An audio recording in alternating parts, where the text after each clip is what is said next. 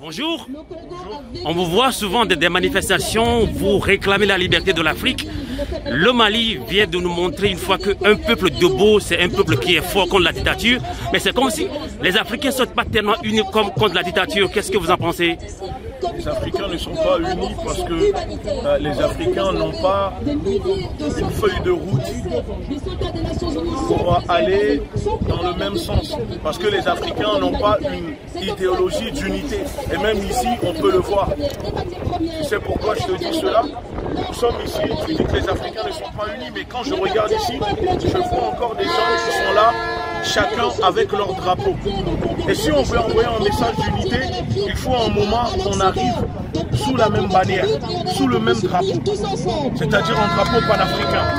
Tant qu'on viendra chacun avec son drapeau, les Africains ne seront pas unis, parce que c'est ça qu'ils veulent le système. Cette division, eux se nourrissent de cette division.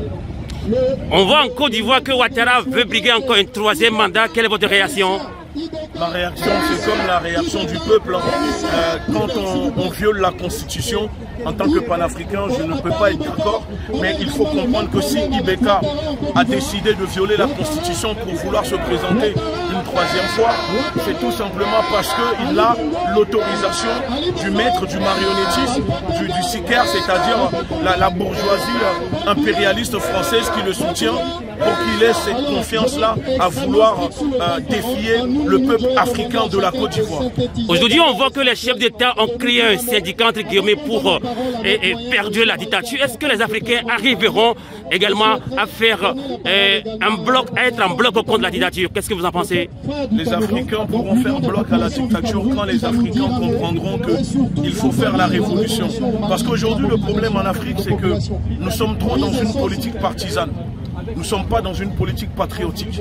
Chacun défend son clan, chacun défend sa partie. Il faut être dans une politique patriotique, une politique révolutionnaire, une politique qu'il faut, c'est-à-dire le pouvoir au peuple, conquérir le pouvoir, l'État, et non une politique où chacun s'entretue parce que l'autre veut le pouvoir. Et c'est ça qui fait que l'Africain n'arrive pas aujourd'hui. Il faut casser tout cela, il faut changer cela. Une dernière question. On sait que l'Afrique est jeune, il y a beaucoup de jeunes en Afrique. Est-ce que vous avez un mot à l'endroit de la jeunesse africaine? Ce que nous disons, ce que je dis à la jeunesse africaine, vous savez que la Ligue de défense noire africaine est présente en Afrique, en Côte d'Ivoire, au Togo, au Bénin. Et donc ce que nous disons à la jeunesse africaine, c'est qu'il faut se battre. Il ne faut jamais baisser les bras. Il ne faut pas avoir peur. Un révolutionnaire doit être un révolutionnaire. Un panafricain doit être au service du peuple. Nos intérêts, l'intérêt général du peuple doit passer, doit être au-dessus de l'intérêt personnel. Alors à la jeunesse africaine, je vous dis, mobilisez-vous, organisez-vous, structurez-vous et battons-nous tous ensemble, main dans la main. Ngeta, Aïbobo. Merci beaucoup. Radio à vous l'été, l'esprit patriotique.